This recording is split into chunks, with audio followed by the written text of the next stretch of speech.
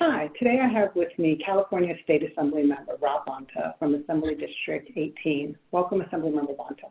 Thanks for having me, Irene. How has COVID-19 impacted you and or your part of California? COVID-19 has changed the world, I think. It changed our nation for sure here in the United States, changed California. And it seems like overnight everything changed with the COVID-19 pandemic being fully present in our state, in our communities, and the need to take the steps that public health dictates to shelter in place and stay at home, to maintain physical distancing as much as possible, to not go to work as we knew it, except for essential workers. The COVID-19 pandemic has also created an economic recession, a pandemic created recession. So we have record high numbers of unemployment, folks struggling financially. And so there's been a lot of challenges. And before the pandemic, we were already facing multiple crises. We were facing a homelessness crisis in California, an inequality crisis. And also since the pandemic, we are very much in the middle of a important international, national, and statewide conversation about racial justice and inequality, and a reckoning around systemic and structural racism. So there's a lot going on at the same time, and the COVID-19 has created many challenges for how we operate in our daily lives. Many folks have been staying home who can, and working from home, working virtually. Essential workers in the food supply chain, or first responders, or healthcare workers have continued to show up for work, putting themselves, their health and their lives on the line in order to keep us safe. And every day we're monitoring the impacts of COVID-19, those who've contracted the virus, those who unfortunately have passed away. We're trying to make more and more progress every day, and using the non-pharmaceutical steps that we can to keep people safe until we have a vaccine and a treatment. But overnight, the world changed. And that happened in California, certainly, and in my district because of COVID-19. And what have been some of the steps you've taken to address the implications of shelter in place? Well, because COVID-19 required a public health response of sheltering in place, staying at home, maintaining physical distancing, we knew and expected that there would be challenges to the economy, our educational system, the job market, and our small businesses. So immediately the governor, the legislature, I started looking at all of the challenges we knew would occur and would expect, and tried to take steps to make sure that they were addressed, whether it be making sure that people who did have homes but were maybe housing insecure, who could lose their homes, were not evicted or foreclosed on. Because of the economic impacts of COVID-19, many folks lost their jobs completely, or lost, went part-time, were more economically insecure. And so their ability to pay rent or pay their mortgage was impacted. And in a pandemic where we need people to shelter in place or stay at home, we know that you can't shelter in place without shelter. You can't stay at home without a home. And so we couldn't be having evictions and foreclosures of folks into homelessness, where certainly we always want to avoid homelessness, but even more so during a pandemic, it could lead to more spread and public health risks. So we took steps to make sure that folks were secure in their homes, that they weren't evicted, that tenants and homeowners wouldn't be evicted, that their utilities stayed on, their water, their electricity, so that they weren't harmed. We started beefing up our unemployment assistance programs to make sure that we could get checks out and cash out to individuals who qualified during the pandemic. We made sure that there was access to low interest loans for our small businesses who were struggling because they weren't getting the same demand from their clientele and consumers who were staying at home and not going out as much. So in our education system, we wanted to make sure that money continued to flow so that our teachers were paid, our classified employees were paid, and that education continued for our students in California, just not on site. It happened virtually through online learning. And we had to do all this essentially overnight. Things changed in March, and we did our best as a state to respond and provide the protections and supports that Californians deserved. And what about economic activity now? Has that resumed in California? We've been harmed economically. We're in the middle of a pandemic-created economic recession with record high levels of unemployment. And after, I think it was 10 years of quarter after quarter of job growth and economic growth, we moved immediately into a recession. The fundamentals of California's economy are still strong, but the pandemic, as an outside factor, has been very disruptive.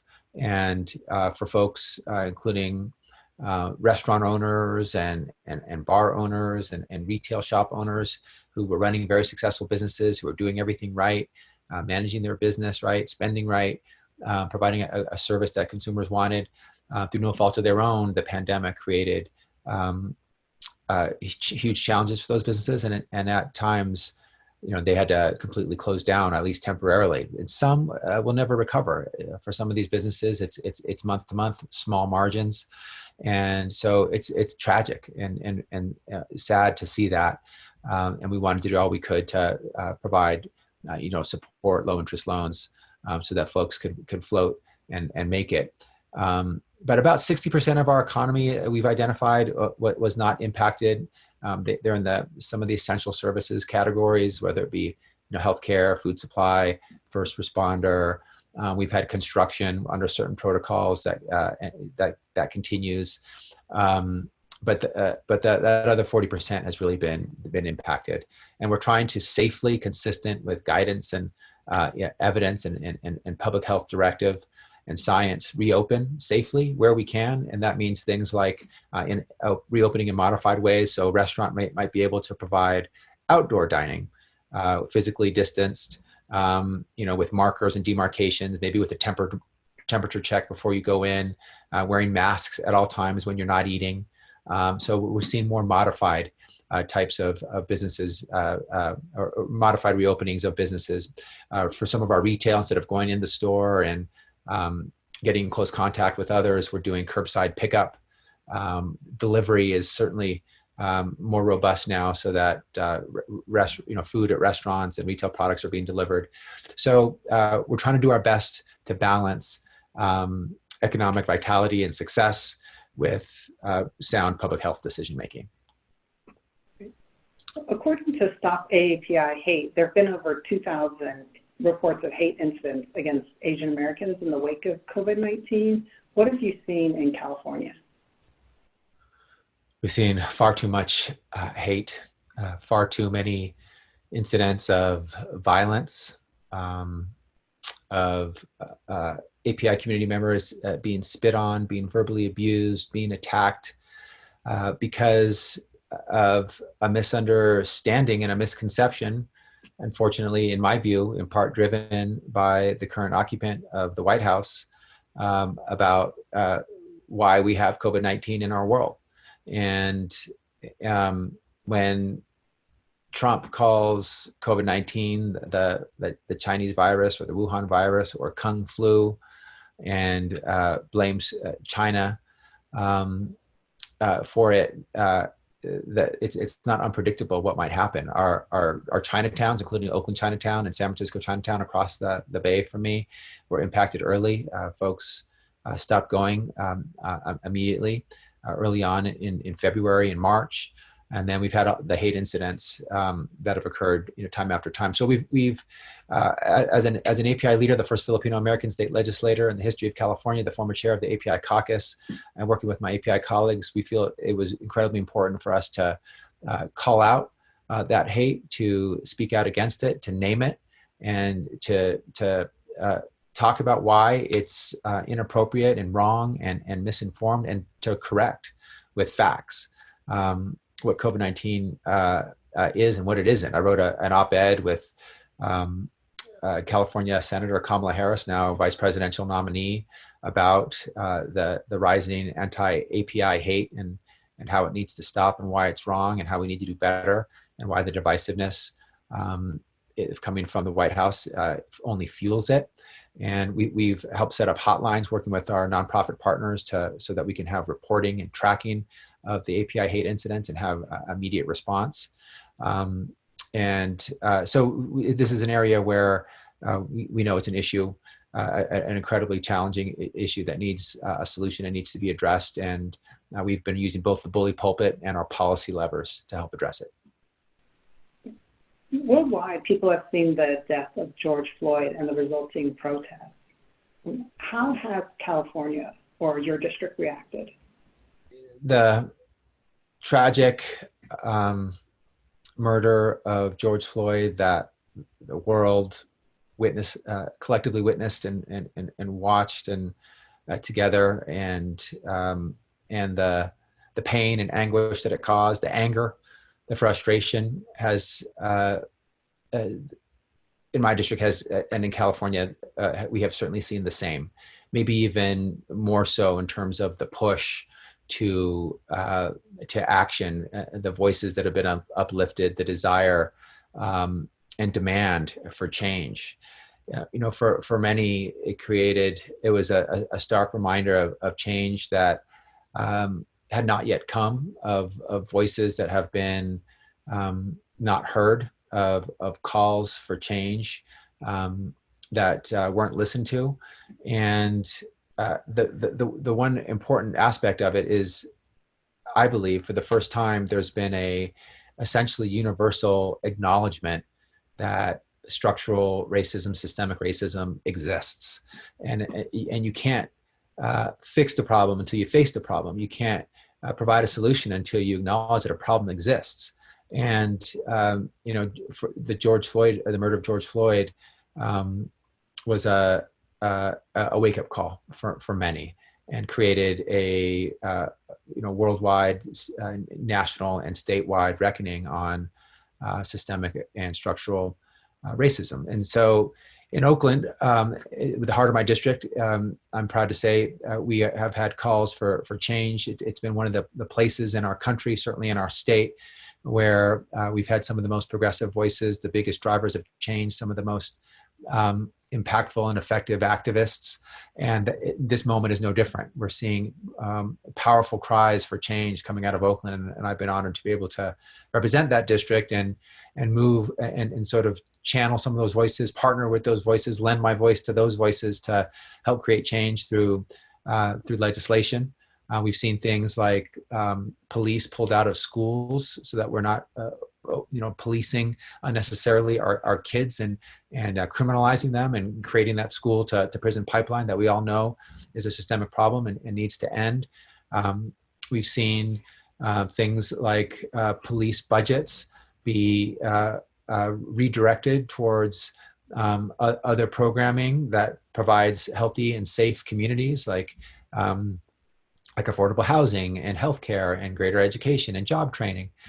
We've seen bills that I've authored and worked on to provide greater police accountability, or to provide greater access for Black Californians to serve on juries. We have a bill that's examining reparations. We have a proposition on the ballot that will remove the bar to affirmative action, that will allow parolees the opportunity to vote. The list goes on and on for policies and action and solutions that have been driven forward in this moment by the murder of George Floyd, and really have helped turn that moment of tragedy and pain and frustration and anger into a movement for change, for greater justice and equality. What about the AAPI community? Have they joined in any of these efforts? Yeah, and it's been an incredible show of support, of coalition building, of allyship. We've seen Asian Pacific Islanders for Black Lives. We've seen Filipinos for Black Lives. We've seen the voices of APIs raised in support of greater justice and fairness and equality for all people, certainly for Black lives, Black and brown communities, all communities of color. It's been a chorus of voices that have all risen together and are calling for change. And certainly, as we just discussed, that the hate that we see in this moment against APIs has been front and center. A problem that we know needs to be addressed, fueled by racism and xenophobia. We also know that COVID-19 has revealed and exacerbated disparate impacts and inequality that pre-existed, and we've seen tremendous disparate impacts on API communities, including Native Hawaiians and Pacific Islanders who have some of the highest rates of contraction of COVID-19. We've also seen disparate impacts on Filipino Americans with respect to COVID-19. In large part, it's believed because there's so many Filipino Americans in the healthcare industry and in the healthcare sector who are on the front lines working to improve the health and save the lives of those who have COVID-19. So there's been just an awakening around inequality, disparate impacts, racial injustice across the board for all communities of color, certainly including APIs. The current COVID-19 pandemic and Black Lives Matter movement has changed the state of the world drastically. What do you think is required of the United States and of the world going forward? To not let this moment pass without creating the transformational change that is required, to meet the moment with action, to not squander the moment, but to seize it and to listen to what the world is calling for, what everyday people are calling for, to feel that pain, that frustration, that anger, that anguish, and turn it into the change that should have come before but has not yet come, but can come now. Every moment of transformational change has a time and a place. And to me, this is that time. And wherever you are in this world, that is the place.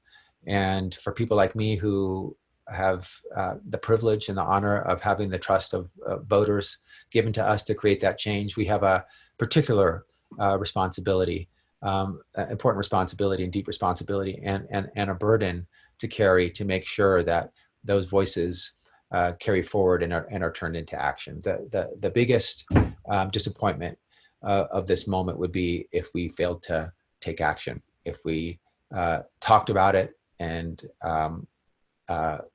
felt it and felt that collective pain and that need for change, but didn't have the courage or the motivation and the intentionality to create that change. And things are changing already. This moment right now is not the same as the day George Floyd was murdered and the day the video was disseminated and most of the world saw it. So there's different passions that may be declining. There's different motivations that might not be as strong, but we can't forget what brought us here and what this moment is about. And so to me, the world, the United States, California, certainly my district, must take action in this moment to create the change that will address the problems that we all so starkly and painfully saw with the murder of George Floyd. And what are the overall challenges you anticipate when the California legislature returns to session? Huge budget challenges. We're staring down a $54 billion deficit. So the economic impacts of the pandemic will continue. When we come back into session, we may or may not have a vaccine or a treatment for COVID-19. We come back in January, and so figuring out how we're going to operate in a pandemic world, that will be almost a year long at that time, and making sure that we have enough resources for hospital capacity and PPE and ventilators and enough healthcare workers. That'll be important because we have to face the most and address the most pressing crises as we see them. Hopefully we're out of wildfire season. We'll be addressing climate change at the same time. Our homelessness will have only gotten worse. The income inequality crisis will have only gotten worse because it's been exacerbated by the pandemic. So we'll have a full plate. And usually when in the middle of a crisis, in the middle of a recession, when the budget is impacted and you have less money to spend, the elected leaders often go to austerity measures, to cutting. And obviously there's a natural instinctive reaction to do that. But I think it's important to look at who is getting hurt, who is vulnerable, to realize that we can't ask those who are least able to bear the burden of this crisis to bear it. Our vulnerable, disadvantaged communities. We've been talking about heroes, our frontline workers who've been showing up for work and saving lives and saving health, feeding us, taking care of our kids, loving our kids, educating them, taking care of them in preschool and other settings, childcare. And we can't forget those folks. We can't say that they're heroes, but not show that they're heroes. We need to make sure that we invest in those folks and not cut from them. Right now, some of those folks who are living on the edge have fallen over, who were barely hanging on before, who can no longer hang on. And now is not the time to cut supports and resources to those Californians. So I think we need to be talking about and thinking about investments, revenue generators, asking those who are most able to bear the burden to help bear that burden of this moment. Those who are wealthier, for whom the California economy has been good to them, are millionaires and billionaires. And I've proposed a wealth tax to help generate more revenue, $7.5 billion. It's a tax of 0.4% for wealth over $30 million. So your first $30 million is not touched. Your next 10 million after that, you pay $40,000 on it. And, or ask our millionaires to pay a little bit more, and then provide it in the form of resources and support to those who are struggling the most during this crisis. That's going to be a tough discussion. To me, it's clear, but not to all my colleagues. And so when we come back faced with, still in the pandemic, with a budget shortfall and an economic recession, with the pre-existing crises of homelessness and climate, we're going to have a lot on our plate to deal with. I know we'll be ready for the challenge and up to it, as we always are. We're resilient and strong in California, but these are some of the biggest challenges we've faced in recent memory. Mr. Bonta, thank you so much for joining us today. Thanks for having me, Irene.